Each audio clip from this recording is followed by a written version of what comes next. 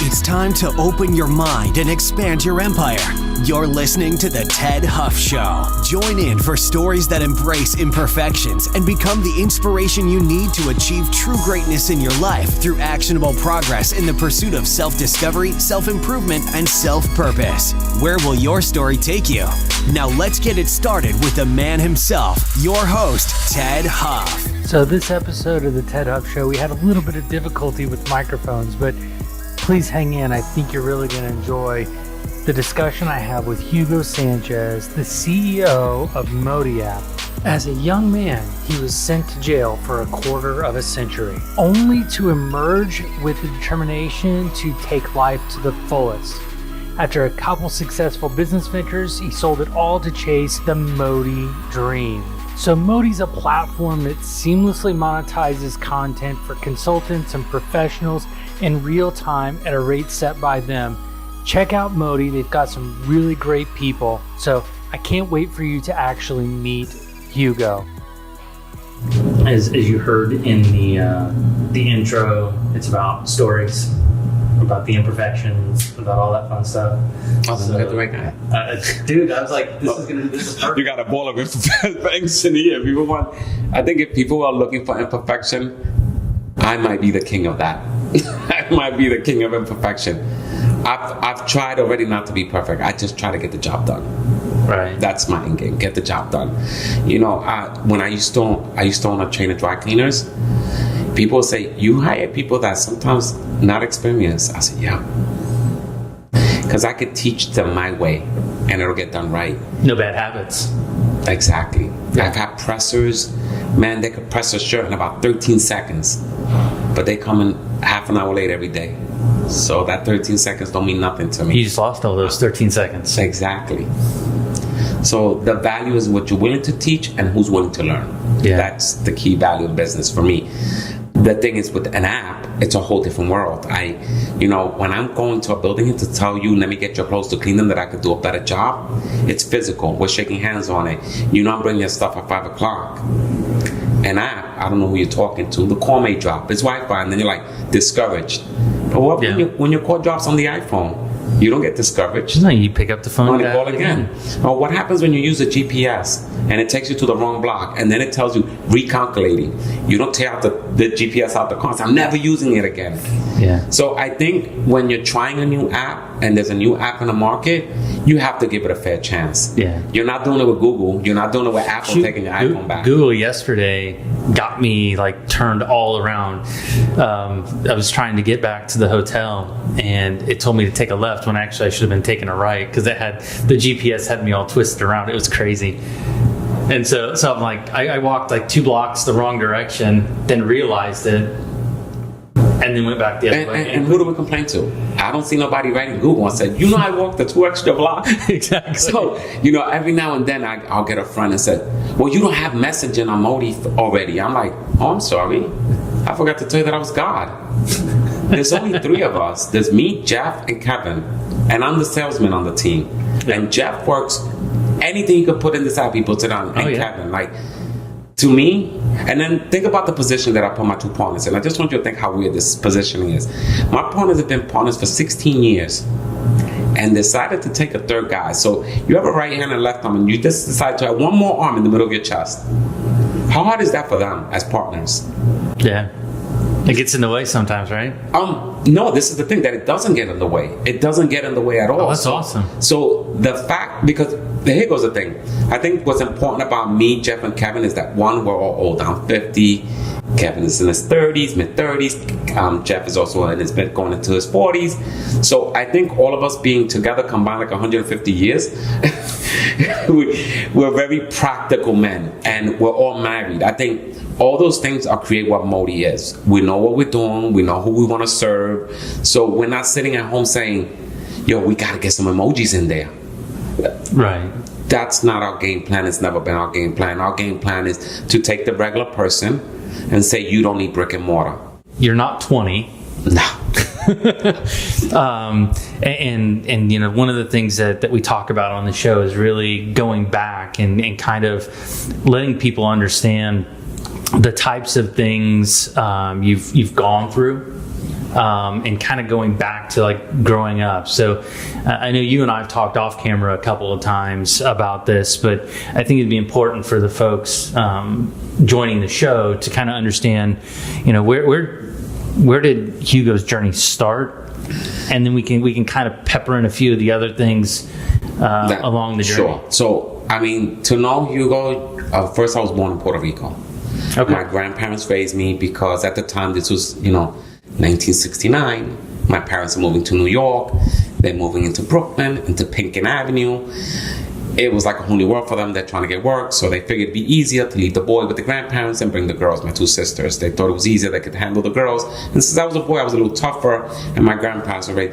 The problem was that where we lived at was like a project, like what's considered over here by neighborhoods.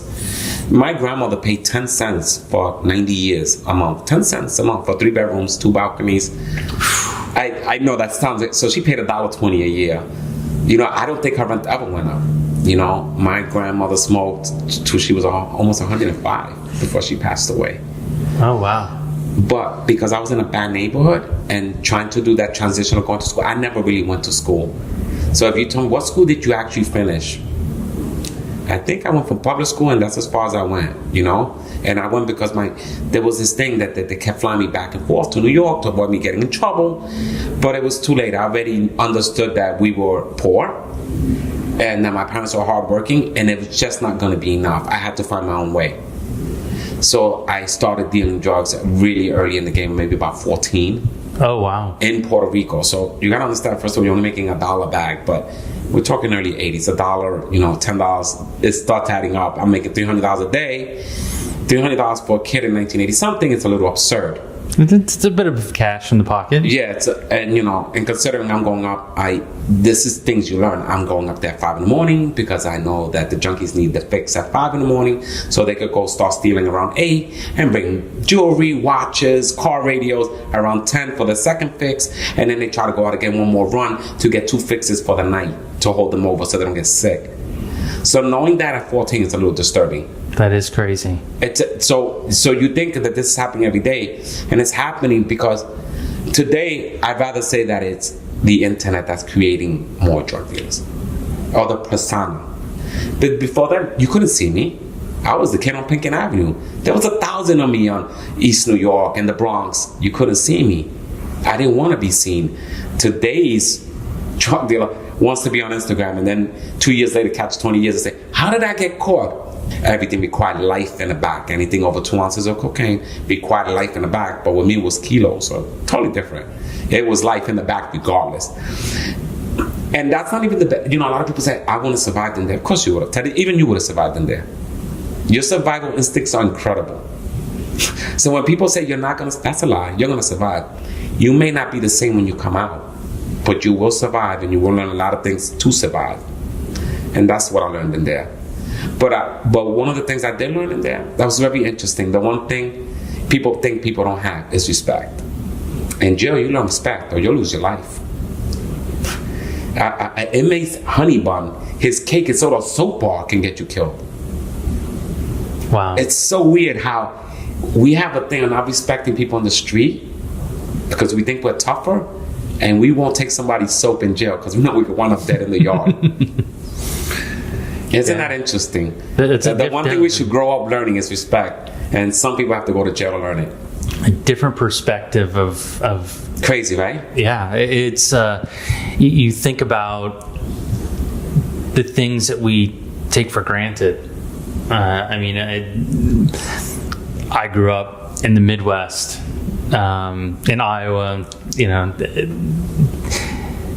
The things you're talking about happen there too. They happen everywhere. But my perspective on it was completely different. Yeah. The things that were important to me were different. That's how it is. But a lot of, it's funny because when I'm home watching TV and I'm one of those HTD TV guys, those home building guys I like to watch, and I see these houses in Arkansas, Arizona, Mississippi. I said, man, I would kill for that. Nice little ranch in Texas, couple of cows, and people are like, no. I'm like, no. I said, that's actual living. People can actually smell the coffee in the morning. You come here, you can't smell nothing. You smell colognes and people moving so fast. You feel you're gonna get knocked over. And I'm in New York. I love New York. You could not but we're rude. We're rude. We're chasing money so fast. We're forgetting to say good morning. We're forgetting how to treat people. We're forgetting the simple things in life that make us human in New York. Because you're in the way of my next dollar. It's the craziest thing I've ever seen. Oh, that's interesting. I hadn't looked at it really from that perspective. I haven't spent a lot of time in New York, but when I haven't really had that perspective because I've had my focus on what I'm here for. Right. But if you were living here every day, you will see that it's moving so fast.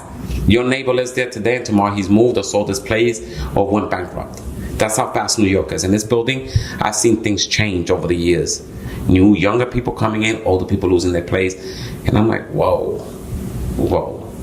And I think it's because, and I don't want to say older people our age, we're a little stubborn. We're fighting technology, and that's not something we should be doing. That's not the way I do things. You know what? The guy that used to sell cleaners door to door in 1967, it's not the way he does things anymore either. He sells them online. Yeah. He doesn't walk door to door and hope he could give you a cleaners or a sewing machine and you'll buy it and pay $1 a week. That's not the game no more. I'm sorry. Social media, it just using emails. It's a whole new game. Brand new. I'm like a brand new baby. Like if your wife just had your daughter, I know as much as what you're teaching me moving forward, except that I have the energy like I've known in my whole life because I believe in my partners and because I believe in them. It allows me to be in this comfort zone with this app because I trust everything about them.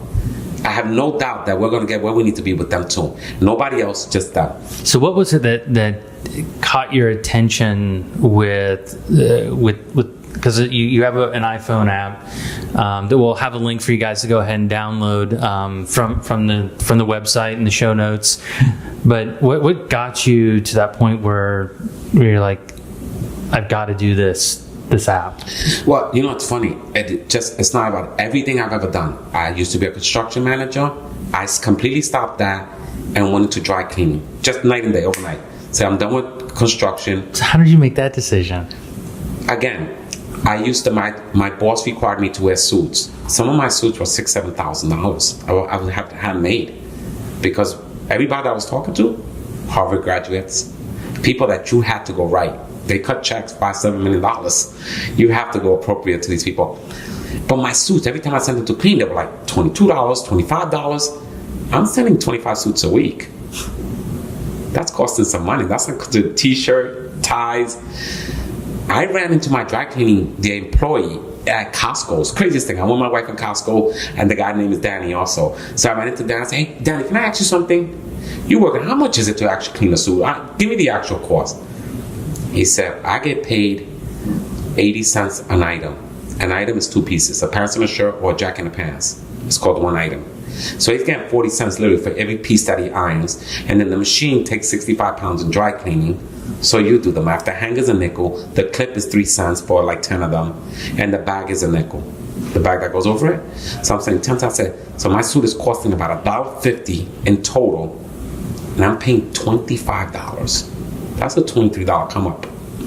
Yeah, that's a nice bit of markup. I said, hold up. I said, how many pieces you do a day? He said, we do about 1,000 pieces a day. I'm like, what?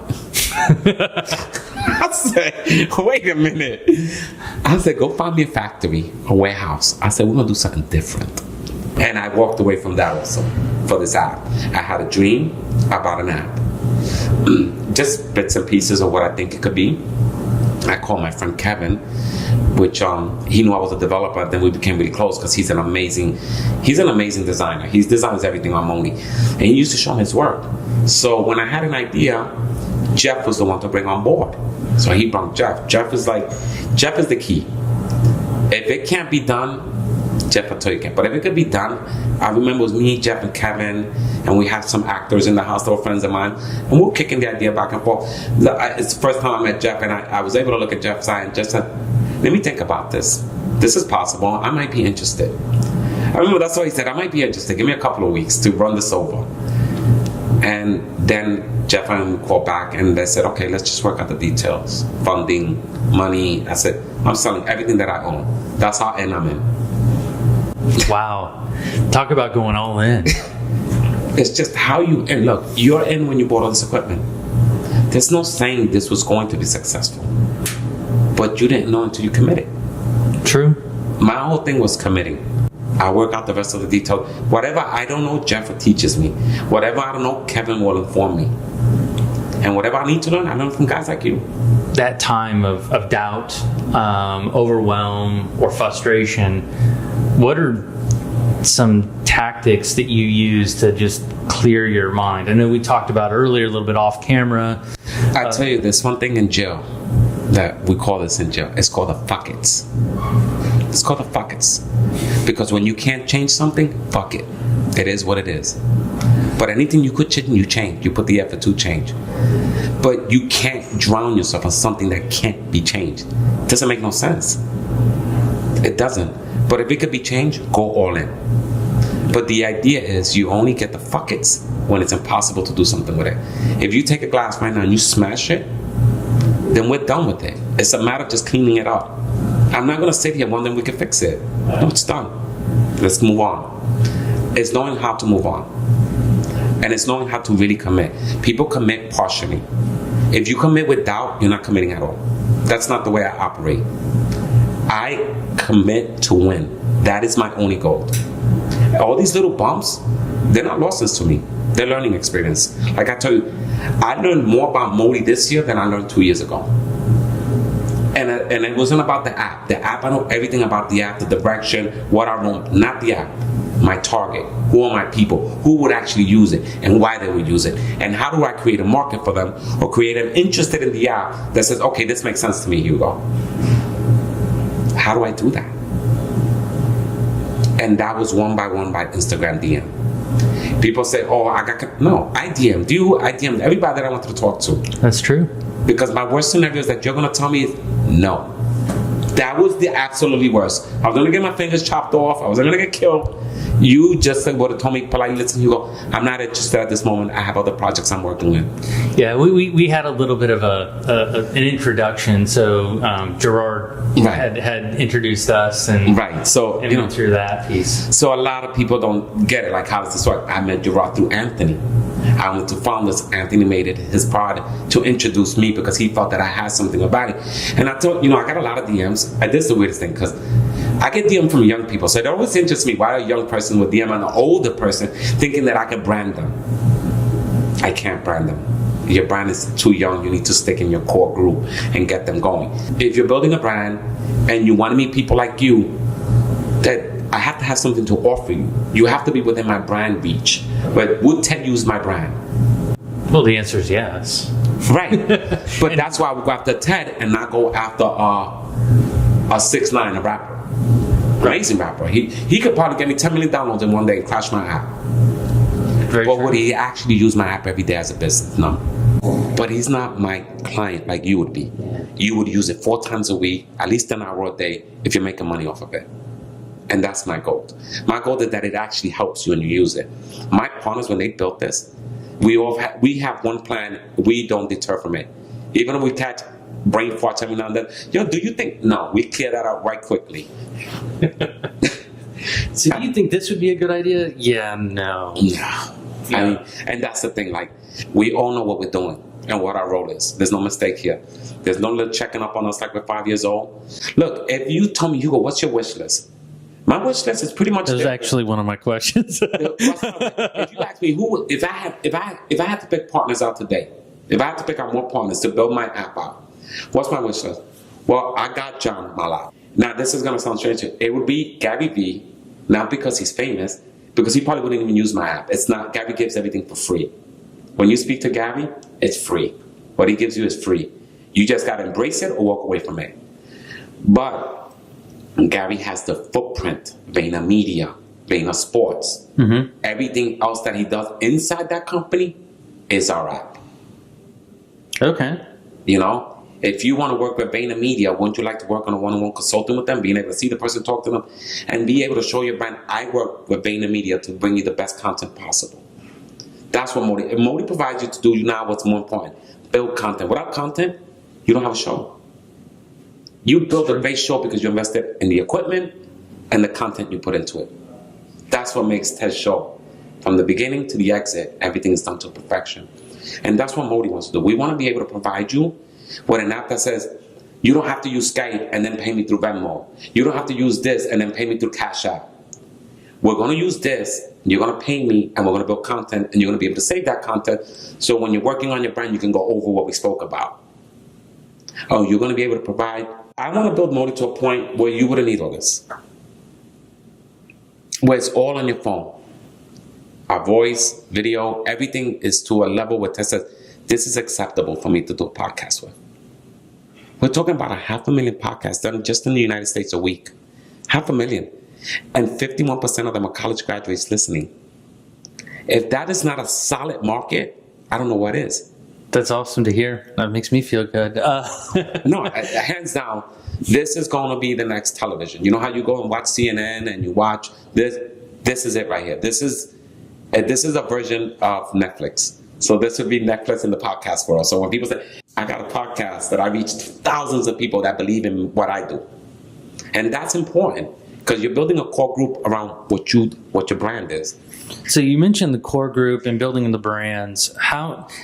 What are some of and you mentioned reaching out through DMs on Instagram, but how do you take the feedback and how do you manage through that to make sure that you're delivering the most value? How do you and your partners go through that? I mean, for a lot of the folks, joining us today, they may have a really, really cool idea that they're ready to commit to, like we talked about. Right. But how do they start to get that feedback and the understanding of how to start to really lay that stuff out? I mean, look, I think if you're building a brand, it's like building a resume. So you want to build this brand out, start writing everything down. What is my brand going to represent? What I want people to say or see when they walk away from me with my brand for the public to enjoy. Because if I was building this app for me and it was just me and it wasn't no Jeff, no Kevin, probably have a fuckload of emojis and some stuff. You'll be like, Hugo, you went just too far with this. There's no point for it. I think having smart partners, it's the most important thing. Partners that reflect what you do and can actually step in and say, don't fucking do that. That doesn't make no sense. Okay. And I think that's what we have. Partners that are going to tell you the truth. Yeah. The ones that are going to call you out on your shit. All day. And how do you find those people? Because I know that there are a lot. I mean, I'm gonna be how many? For me, I got lucky. I ain't even gonna lie. No. It wasn't like I knew Kevin's integrity was to the point that now we've been going partners on 3 years. I met Nelson Mandela's grandson. A friend introduced him. We had dinner. He wrote a book, To the Mountains. Amazing. He was doing a book tour. I met him, had dinner with him. Amazing insight on Mandela. Like, there's no way you could get that information. He was in the house living with him. Yeah. I'm like, wow. He told me, Hugo, you know what's people's biggest perception of me? They think because my grandfather's face is on all the money in South Africa, that we're rich. He said that was a gesture by South Africa to make the money with my grandfather. He says, we don't get a currency out of that. There's no cut. We don't get $1 million a month for having my grandfather's face in. He says, it's all hard work after this for us to be a Mandela. I was like, interesting. So it's even harder for him because he has a name he has to live up to. Yeah. So he has that perspective. People have the perspective of that person is well known. Right. So, and that's part of the culture that we live in today too, right? Is we've got the celebrity culture. So if you're well known, that means that you have money, which isn't always the case. That's a lie. It's a lie. Look, and I've had him come to my house. I met J.W. Cortez. He's Detective Alvarez on Gotham's. We've become dear friends. He's a police officer, an advocate. This guy is, when I tell you I've never met a more, as I get older, I'm older than him, but if I could grow a little more like him in life, get a little bit off of him, I'm golden. I met Crazy Legs. I don't even know how to dance. This is from Rocksteady Crew from the 80s when breakdancing was legendary. He's been sponsored by Red Bull for 18 years now. They're making the motion move. I met him on a DM. He came to my house. I went to his house in Puerto Rico. He gave water purifiers to Red Bull. Shout out to Red Bull. They sponsored water for Puerto Rico, private jets and everything because of Crazy Legs. He spoke to them and they all in. I went over there to take lights. We worked as a team. Like, you'd be surprised who you meet if you just try to reach somebody. They're regular people like us. You know, of course, they've worked really hard on their branding and they're amazing people. But if you talk to them on a one-on-one, they're like, just like me, one leg at a time. So you actually bring up something that is very, to me, was very inspiring and made me feel really good to actually have been able to meet you. And it was the work that you've done in Puerto Rico. I know you spent some time there, and I'd like you just kind of go over, what was that like to have that ability to go to Puerto Rico and support? Look how that opportunity came up also. So my partner, who's Chinese, his name is Hong Wang. He's the creator of the Clutch It. The company was being built. The finances weren't there. I found the product. I said, I'm willing to invest the money in, but we have to bring in some of my people that I know. I had a friend, his name is Danny Cotton. He used to work for World Star. I brought him in because I know what he's capable. I said, Danny, listen, I got my own thing going on, but you would be the perfect CEO for this company. But you got to move to China and take the horns straight up on this. He's been in China for 2 years, living in China. Danny, this happened in Puerto Rico. Danny knows me for years. He knows I'm Puerto Rican. He said, what can I do from here? I said, Danny, can you find me some lights that don't use batteries, that are solar powered, and that the people could charge their phone? We have to give something that doesn't need something else to make it work. He went all through. He's in Shenzhen. Our office is in Shenzhen in China. He went all over. He found these lights that stores were selling for $18. We got them for $8. He says, look, we can invest and buy 1,000 of them. But at that point, you're going to have to come out of pocket and do the rest on your own. Interesting thing. We got the lights, the weight. It was too heavy. It was almost 300 pounds. And it was a big duffel bag. My wife's cousin works in corporate, JetBlue. Oh, nice. He sent the letter, an email to me. I took that letter to Jet, and shout out to JetBlue. I went to the airport with that letter, 300 pounds of lights, took it off my hand, put it on a cart, put it on a plane, got it to me in Puerto Rico while I was on my flight with all my luggage. So I must have had like 600 pounds worth of stuff. Not a charge, not an extra fee. Everything has special tags on it. When I got there, they put me on a car. I didn't even go through a metal detector. They made sure that I had a smooth transition to Puerto Rico with these lights. That's awesome. How cool was that?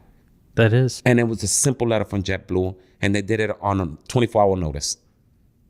That's making it happen. That is awesome. So you went to Puerto Rico after the boots hurricane. On the ground. I went with Anthony from Disrupt. Mm-hmm. Anthony was over there. It's the most interesting thing. Places to stay. Where do you stay in a hurricane? I hadn't even thought about that. Where do you stay in a hurricane? People over there let us stay in their house. Hotel owners that had those hostels gave us free room and board, food, and everything. Asked for nothing in return except please keep coming to Puerto Rico and help. Your presence here shows that we have a chance to make it back. Not a light, not give me $10 a day, even fed us. Cooked, bring plates up, bring us food that the wife cooked. My wife just made these. My son just. Everybody over there is willing to help you. They need help. They really do need help. We can't sit here and say, well, 95% of the people got light. And the other half don't have lights, and the other half don't have houses or roofs. It's not finished. We don't have proper medical. There's so many places that are still broken down. We're never going to get full tourism unless people actually say, I want to be part of the reconstruction of Puerto Rico. People don't understand the value's there. It's a beautiful island. You can start your business. If you open a business in Puerto Rico, you don't pay taxes. Yeah, so that's actually one of the things that Anthony and I talked about on when he was on the show, and it's really interesting. You have to live there 6 months out of the year, but who wouldn't want to live in a Caribbean island 6 months out of the year? I like the idea. Anthony and I were talking about how he goes and takes a dip in the ocean in the morning. I'm like, He's 3 blocks away. I'm He's 3 like, blocks away. I can do that. Did he tell you what he pays? He pays $600 for a 2-bedroom. No, he did not tell me that. $600. Look what he's paying. He's paying $600 for a 2-bedroom, 2-bathroom, 3 blocks away from the beach. How can you not want to live and work in Puerto Rico? And you know what? You can still get a plate of food for $6. And I'm talking a plate of food me and you can eat off, and it's enough. And everybody knows English. Everybody tells you good morning over there. To get a good morning out of here, Jesus, you need a gun. People pass you over here like if you have the plague. A gun or a tip. Yeah, like you have the tip or something, because people over here, the struggle is real to say good morning. I force myself like, good morning, just to force the good morning out of them, because their teeth are already grinning like they're going to have a bad day. How do you know you're going to have a bad day? Are you planning a bad day? There's a speaker, I don't know. Have you heard of Eric Thomas, right? Yeah, I know about ET. Okay, so let's move to his team. He has a gentleman, his name is George Savera. He's in a wheelchair. He was also in narcotics when he was younger. He was shot like 17 times, paralyzed. He's a speaker. He's learning how to walk again after 17 years. And we sit here and we complain. He's learning how to walk again. Something they said he was never going to do. He works in a barbershop. He's certified by different states as a teacher. Oh, that's crazy. How do you cut hair in a chair? He stacked pillows. See, there is no obstacle for him. The only obstacle for him is you if you want to complain about his wheelchair. He doesn't have obstacles. He just got married 2 months ago to a beautiful woman up in Jamaica with Eric Thomas. There's no obstacle in the woman that loves him. She don't see the wheelchair. She sees the man. We constantly see other things on people, whether it's a Gucci sneaker or Louis this. Their representation to us is what they wear and how they walk and how their bodies are. That's not a person. It's when you talk to them, the substance, that's a person. What they have to offer as a human being. When people say, man, you went after Casey as a partner. He's really young. You have that much faith? Absolutely. Absolutely. When I spoke to my partners and we went back and forth on this, there was no mistaking that Casey wasn't the guy. There was no mistaking that. We knew we wanted Casey. Why? Because when a kid can wake up that young and find so much to live for, how can you not want that kid to represent your company? At 17 years, before he graduated, he became partners with me. Before he turned 18, he was already a partner with me on MOTI, with us, as a team. And to bring him on, we're happy to have him. We're excited to have him on. That's what's really interesting. You would think that maybe he's excited to be with us. We're actually excited to be with him. How funny is that? No, that's and that's kind of the discussion we were talking about earlier is being able to identify your core market. When I worked in Gary Vee's event, Gary Vee was not my objective. It was his team. His team will speak for me. They'll clear those aisles and those obstacles that Gary doesn't have to find out about me in an interview. They're ready to tell Gary, you should definitely sit down with this gentleman. We got to meet him at the event. Do you know at his event, there was no stage. There's no fancy clothes. There's a pair of jeans, t-shirt, and a pair of sneakers. Let's go. Yeah. Gary's not trying to sell you a Louis belt. He's not trying to sell you a belt. Maybe Gary's some Kate Swiss shoes. Some cake. Some really nice cloud cakes. and dirt. It's a really nice one. These Some might be worth dirt. a lot. They got a signature on it, so they might be worth a fortune. Gary sells you facts. And that's what so when you say who's on my top list as influencers that I would bring as a partner, Gary Vee is definitely my top 1, 2, 3. It's Casey, Gary, there's Kale Maddox at 16. A lot of people say, do you see Kale Maddox? Absolutely, I see him as a partner. If Kale Maddox can do this at 16, imagine him at 32. Oh yeah. I mean, if Can you imagine that? If I were able to think at the level that some of these younger generations are thinking of it at that age. I mean, I had my own hustle, but it was nowhere near the level of access to people, nowhere near level access to products or services. I think when me and you were thinking of stuff like this, even if I was doing it illegally, I wasn't thinking 6 figures. Oh God, no! No, I would 6 figures. If I made 200, I was like, I'm rich. Exactly. I'm rich. I'm getting a pair of Pumas. I'm definitely getting a pair of Pumas, some Levi jeans, what was hip back then. Maybe a sham shirt with a big collar. I was trying to figure out what color Jordans I was going to buy. Right. Am I going to get the baby blue ones? Or am I going to get the fisherman black? When I speak to Casey, because me and Casey, we speak almost every day, which is really interesting. You would think, why do we speak every day? But we do. And he's talking about conversions and targeting and LinkedIn and how we're going to use LinkedIn with people that we're connected with. And I'm like, who the F am I fucking talking to here, man? Yeah.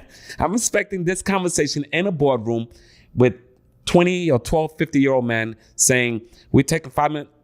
I'm doing these conversations with an 18-year-old right now. Yeah. I'm having this conversation with a 16-year-old, another 22-year-old. And not only are they fake, they're showing analytics to prove they're right. Yep. How scary is that? That's another thing I think is important too. I want to kind of just go back just a little bit because you've mentioned partnerships and partnering with people. And I think one of the key things, one of two things happens traditionally. One, you pick the wrong partner. That happens 99% of the time. Or two, you try and do it alone. That happens 150% of the time. People do those two burdens. Those are the first two big mistake burdens. How can those folks that are joining us today? Here goes the thing. The partner thing, I think it's going to rely on you. When you pick your partner, you have to be honest with yourself. The good thing about people, again, I hate to say jail, but jail makes you very observant.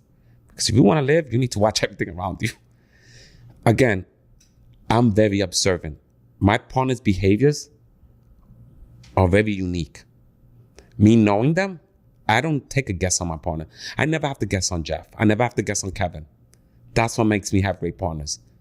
I don't have partners I have to guess if they're going to do something right. I know they're going to do it right because it's what they do. So how do you, I'm going to pull this back to be a little bit more introspective, what are the things that you are cognizant of when you're talking to somebody? And obviously you're being very aware, and I have a different awareness factor from my experience in the military. So mine's a slightly different awareness factor. I wouldn't say that. I'd say the military is a prime example. That if you look at prisons are run like military. Exactly like a military. A chow hall, they call it chow. It's still chow. True. You use a chow hall towards the mess hall, but it's still chow. And even the SEALs, when they crack the case, they call it on the chow. When you went in the Army, who showed you where the mess hall was at? Nobody. You followed the group. That's true. And I know that because when I was in jail, I didn't know where the mess hall was at neither. But I followed the group. So these are things you learn. And I think prisons are designed like militaries because they create a schedule and they teach you order. When a partners come out, you have to delegate the work. My partners are not salesmen. They don't go in front of people and sell their app. That is my job. That's not what they're doing. It's not what they want to do. And I think we've all delegated ourselves to what we're experts on. Jeff is absolutely amazing coder. There's no denying it. It's understanding what it is that you are looking for in the relationship. Yeah, absolutely. And being completely honest about what it is. And do you share that with the other person? Absolutely. Absolutely. Look, you're married. Yes. You have to share everything with your wife to make it work. True. So if you're going to partner someone, it's just like a marriage. So if you're going to cheat on your wife, then don't get married. If I'm not going to trust my partners, then I shouldn't be going in bed with them. It's like going into a bad relationship. Look, I know sometimes you need this partner, and I know everybody, they think they need that partner because of the position he's in. You don't know what that position really is. He's not your partner. Stop thinking that he's in a better position, and if you bring him on board, he's going to make your product better. No, he's not. He might be selfish and might be, I got 365,000 followers. That doesn't mean anything to me. You know why? Because some people follow me to be nosy. I'm not that interesting. I mean, I'm not that interesting of a guy. On a one-on-one, I might be interesting, but I'm not interested enough for 365,000 people to want to look at me every day. So let's be realistic. So I think in this business, if you're going to partner up, if this is not a one-man show, you have to do your job that you say you're going to do and do it every day. It's not a part-time job. I'm not into it today. Well, you know what? Jeff's into it every day. He builds on it and works on it every day. Kevin works on it every day. I don't have that luxury to take a break. I have to find us funding. I have to get us traction. That's my responsibility. Because I told them that I can do it. That's my responsibility to my team. Good. Yeah. And that's something that is really important and gets looked over quite a bit. Is that being, you don't have to be brutal about it, but you have to be totally honest. There's no brutal unless I get offended. If you tell me something, Ted, the only reason I'm getting offended is because I'm not doing what I said I was doing. Okay. That's when it becomes offensive, when you're calling me out on my shit. And I shouldn't be offended, because if I was doing my shit, you wouldn't be calling me out on it. True. If I committed to you and I shook your hand, it's different. My father did business. He shook your hand. There wasn't all these fancy contracts. And I remember telling Casey that he was so eager to get the contract signed. He said, yo, let's get them signed this week. I said, Casey, listen, me and you shook hands. It's done. The paper, that's formality. Just for the fancy people that need the paper. If I gave you my word and I shook your hand, we're done. There's a deal. Everything else is for the important people that like to read paper and sign things and charge us. I'm really old school. I think, like, if you say something to me, Ted, just do what you can do. You don't have to oversell yourself. That way, I expect what you told me and nothing more. That's it. And if I get more, then I'm even more excited. So that you just brought up something that in order to get the deal. That's bad. I tell you something that I've learned. Like, so now, this new update, this iPhone update. So now it tells you how many hours you're spending on social media, working, texting. It actually gives you a complete breakdown. I just got my first one yesterday. And it was only for like half of the week. And I couldn't believe how much time I'd spent on it. So I'm glad that you did it, because I looked at mine and mine said that I spend about 16 hours a day on Instagram. Mine was 4. Kind of scary. So you're like... Kind of scary, right? So what am I doing for 16 hours a day on Instagram? I don't go on Google. I go where my target is. If Eric Thomas is posting 10 times a day, I want to know everybody that keeps answering him every day and what they're doing, what they're looking to do. Because at some point they're complimenting him, but they're also trying to get his attention. So I look at both factors. Are you trying to get attention, or are you trying to meet with him? And if you can meet with him, what would that be value to you? If MOTI can get that done, and I could reach out to Eric Thomas and say, hey, this client that's been hitting you up for a year, telling you how great you are, would definitely like to spend $400 for half an hour to speak to you about their brand. And maybe work out a deal for the year and work with you personally to help them build their brand out. So I think with MOTI, we're trying to reach out to these speakers and say, would you speak to these people if they're willing to pay you? Would you help them with their brand on a one-on-one? We get it. You want to fill up stadiums. We get all that. That's part of the money. That's to give you the best. How do you do that? Because, if I tell you I'm working with Jay-Z, you're going to be like, whoa, right? Right. Why? Because of the business brand. Yeah. He proved that he can make it. So I think with MOTI, we're going to give you an opportunity to work with those amazing brand ambassadors, people that have made brands out of nothing, that today you look at them and say, he's only 17. How did he do it? When you speak to Casey, find out his backstory, how Ty Lopez flew him out and he met him for the first time. That's what motivated him to be a speaker. So it's a guy like, he got Ty Lopez attention and Ty Lopez flew him out to speak. Never spoke before. What did he do? He bought Ty Lopez's book, read the whole thing, learned a lot from him, and actually told him about the book and what he learned and what the book gave him. You know what Ty Lopez said? That's what I want my book to do. I want to fly you out and I want you to tell people. It's not that you can't reach Ty Lopez. It's that you have to have something to offer. The man's got to make money. Yeah, to provide the value first. I had a concert. I'm going to tell you a story about a gentleman. You should reach out to him. His name is John Henry. Super talented, smart. Probably one of the smartest gentlemen I've ever met in my life for such a young man. He was a concierge at a building across, and I used to serve that building with my dry cleaners.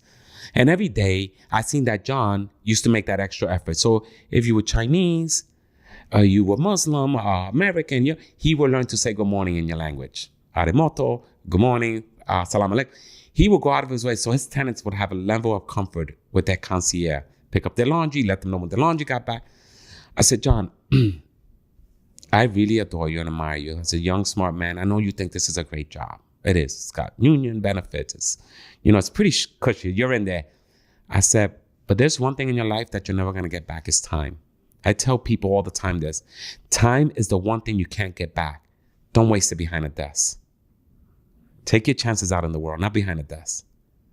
If you want to be a regular guy, you wouldn't work as hard to please everybody in this building the way you do. You're not a regular guy. You're smart, you're creative, you made a lot of connections in this building. Step away. It's time to step away and take your own lead. Sure enough, he opened his first cleaners with me. You know, I taught him everything. He found his own place. He rented it. He got Silver Cup Studios, Empire, all their suits. Oh, wow. 24 hours a day. They have to be ready. That's $100 crazy. a suit. You're only paying $1.50. I remember you going back to the beginning. It's $1.50. So just think about this. So just think about it. And to John, if you speak to John Henry right now and you tell John Henry, and we speak maybe every 2 or 3 months, you would think we don't know each other. But it's because I knew what he was capable of. He didn't need Hugo to be his mentor. He needed a Hugo to give him a push. He didn't need a mentor. He just needed a little snug. Some people just need a little bit to see who they really are.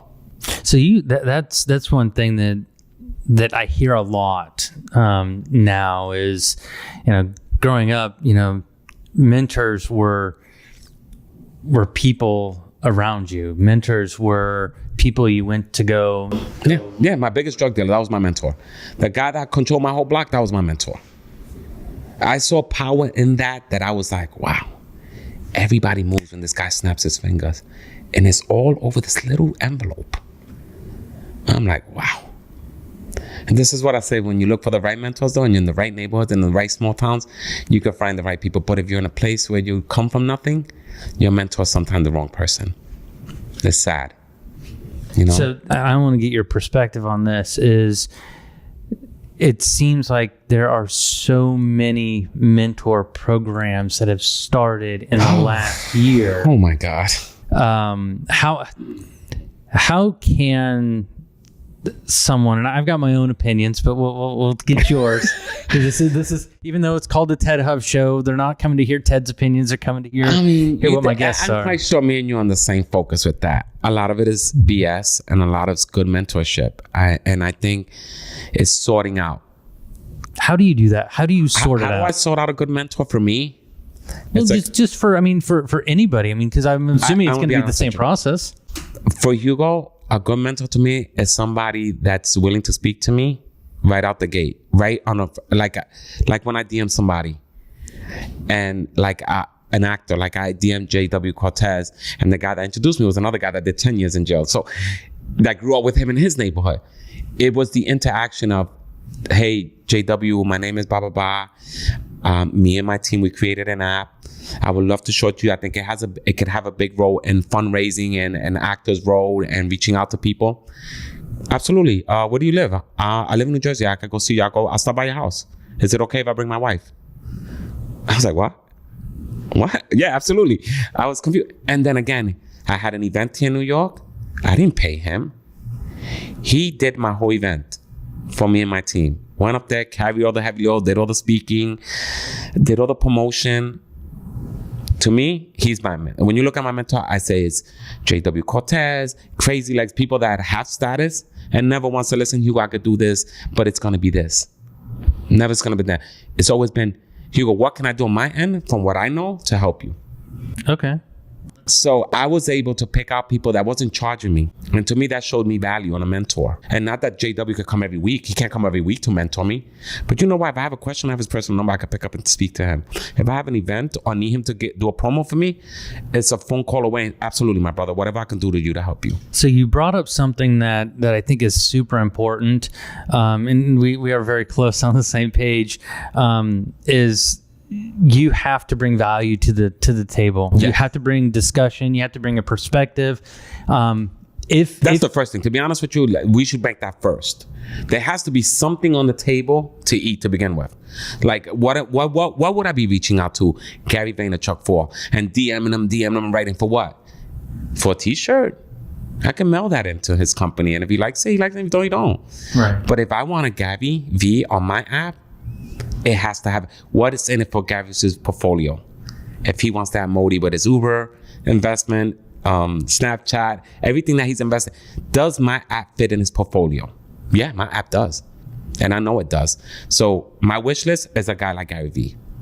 A guy to use it, if you tell my wish list, it's a K.O. Mattis, Casey Adams, or John Malai, Eric Thomas. Everybody is my people to use it. But you're right. You have to bring something to the table. And if you're not bringing something to the table in a non financial manner. So that means that you have to either bring value that's non-monetary, or you have to bring monetary value. Right. So which is the hardest one? Like me, I'm not offering money. I'm offering a product on top of that. That's mine, which I'm also charging them to use it. So the struggle is real. Think about that. That's a little bit more of a struggle than I was thinking about. But yeah. I'm telling Gary, hey, Gary. Or I'm telling Casey, hey, Casey, download my app, use my app. Hey, Ted, use my app. Oh, but it's still $6 an hour. And you're like, great, I love the app, but he's still charging me for it. So think about the sales pitch in that one, trying to get you to use the app and you pay me to use it. So the end game I still make. And then I got an amazing user like you to use it. So it's harder for me to sell it. It's a lot harder. But then again, I tell most people, nobody told you to download Instagram, but you did because you knew you needed it for marketing. Yeah. Nobody told you to do Snapchat. I still don't know how to use Snapchat. I have to admit, I struggle with it too. I gave up. Snapchat won. They won with me. They don't have to worry about me. They won. I don't know how to use it, and that's final. But I still download it. Why? Because it's a marketplace. Right. So I'm not going to download a marketplace that I can market on. If I get one person out of Snapchat, I got one. You only need one investor. The thing is that people want so many. I think Facebook, Instagram, people are so involved with the likes, they're forgetting what they're doing it for. It's the craziest thing. I see people post something positive and then be angry, not getting enough likes, and then, well, F everybody that don't believe. What are you doing? You saying you change your messaging just because you didn't get enough likes? What are we doing here? Yeah, and where I was going with that was more all of the programs that have come up, right? Tons of them, and some are $7 a day, some are $7,000 a day, some are $250,000 a year. How?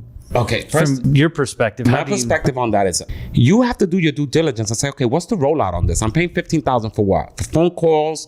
Are you going to help me with my branding? Are you going to help me with my analytics, how to set them? And then I'll do the paying on my end through Facebook. What is it that I'm getting out of Gerard Adams? What is it that I'm getting out of Eric Thomas? Don't just say, okay, I want to be part of Eric Thomas' team and don't know why you want to be part of the team and pay $15,000 and say, that was the wrong group. Because you thought it would be fun or you thought it'd be cool or give you notoriety or something. Giving $15,000 away for fun is your thing, I'm right here for you too.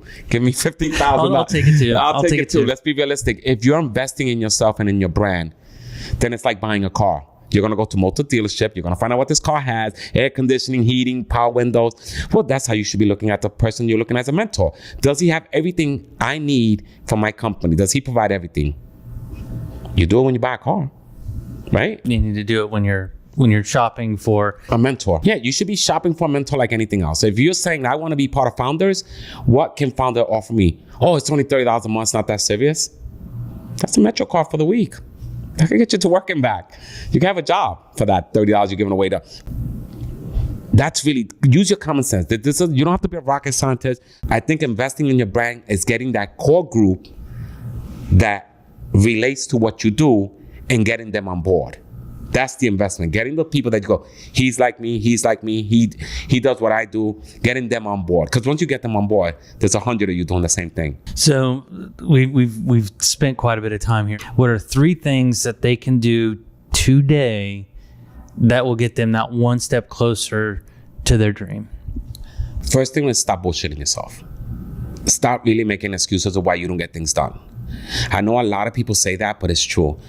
If you want to reach somebody, you're not going to know until you fucking try. Just try. At least for the love of God, try. It's like a job. At least go in. If it's not for you, it's not for you. But take your phone. If you're building a business, whether it's a podcast, like we have a podcast now too. If everything you're doing, just do it. Stop acting like it's not going to happen. We're more critical to ourselves than the person that we're going to go to. How weird is that? Oh, he's not going to want to talk to me because of this. He doesn't even know you yet. He doesn't know what you have to offer. He doesn't know the will that you have to be great. Let somebody know who you are. Let them know that you're willing to work hard. Stop thinking that it's not going to happen because you're not important. Who sets the standard on important here? Who sets that standard? If I have to tell people something, be honest with yourself and then be honest with the person you want to work with. Tell them your true objective. You just got two. You got 1 and 2 right there. Yeah. Be very objective. Tell them the truth. Say, Ted, listen, the reason I reached out to you is because you do podcasts. I see your following. I like the direction you go with it. I think my product is great. What do you think if we could do a podcast together? What do you think about my product? Or what do you think I need that your viewers and listeners would think this product is great? What is it that I'm doing wrong from a perspective, from your end? Why can't you give me your opinion, your honest opinion? At least if I get it honest from you, Ted, I build better. I have better information for my partners to get them and say, hey, listen, Ted does this every day. These are the little things he thinks we should tweak out that'll make it perfect in his industry. What does it take to do that? I think the biggest word to people, wake up in the morning and just like that, just do it. Don't worry about what happens later. I know you want to be perfect. I get it. Everybody wants to be perfect, but there's no perfection. There's no such thing as perfection. Let it go. Just let that go. Do your best. Be honest with people and see what happens. And you're probably going to get 9 out of 10 no's, but you only need 1. Just remember that. And you're in a good place. So I got 2. You've got 1 left, but the 2, 1 was be honest with yourself. And be honest with the person that you're dealing with, because it will make things better. If I try to bullshit you, you're going to be right through it. Come on, you do this every day. Come on, don't do that to a person because you insult them. Now I'm insulting you as a business. So I want to bring you to business, but I'm already bullshitting you. You don't need it. If this is your brand doesn't work Monday to Friday. It works the rest of your life. So I think I picked up the 3rd one in there. Your brand is life. Work on it every day. It's not perfect, but you work on it every day. And I think that's key. Work on your brand every day. I work on MOTI every day. Where's the best place for them to find out about the MOTI app? I would tell them go to the App Store. We're at the App Store. We've been there a year. We just got an amazing article on our encryption, our security. You should read it. It's on our website. I think you should download the app. If you're looking for influencers to speak to, they will be on MOTI. You will have an opportunity to either call them and pay them. And we're going to be doing free calls with some influencers that you might be interested in. So I would tell you, follow the MOTI Instagram MOTI app. You can follow me, which is Hugo Boss 1969. And if you want to speak to an influencer, we're going to make it happen for you. We're definitely going to make it happen for you for free. You're going to be able to record it. You're going to be able to post it. And we're working on getting some of the best influencers now that can help people with their brand. And that's MOTI's goal. Get the best influencers on there so you guys can reach out to them and speak to them on a one-on-one and work on your brand. If you sign up for the newsletter, we may send you some special stuff. So go ahead, go to the website, sign up for the newsletter, for the email list, and we'll be sending out some special stuff to everybody. I'm even going to give you one more. He's dropping bombs. I'm going to give you, if the next 5 people that download MOTI, and we're going to convert your account to a verified account with 5 free hours. So you can learn how to use it or even do a podcast with Ted and tell him what your opinion is on MOTI. Give him an honest opinion. So 5 of you today, all you have to do is download MOTI, add him, follow him on Instagram, and tag 2 more people. And he's going to pass us your information, your profile, and we're going to give you 5 free hours. So you're going to get 5 for 5. 5 for 5. All right. Well, everybody, thanks again. Hugo, I appreciate it, man. And not more than me. I actually am blown away that you came all the way to New York to do this. No worries. Joy in the city. Here for some other business, but it was really, really great to be able to catch up with you while I was here. And now you know we have to get you on our podcast. I know. You know how this it's is just an the way industry. that it works, man. It's a barter system. We work together, people. That's how your business grow, bartering with each other. All right. Well, thanks again. And it was my pleasure. Thank you so much, Ted. Don't forget to head over to MOTI.com to download the app for a chance at 5 free hours. That's it for this episode of The Ted Huff Show. But we know you're wondering where you go from here. TedHuff.com makes it easy for you to get notifications for new episodes, specialized contests, exclusive giveaways, and upcoming events simply by signing up for our mailing list. You'll get access to all this and more by visiting TedHuff.com. That's TEDDHUFF.com. Until next time, open your mind and expand your empire right here on The Ted Huff Show.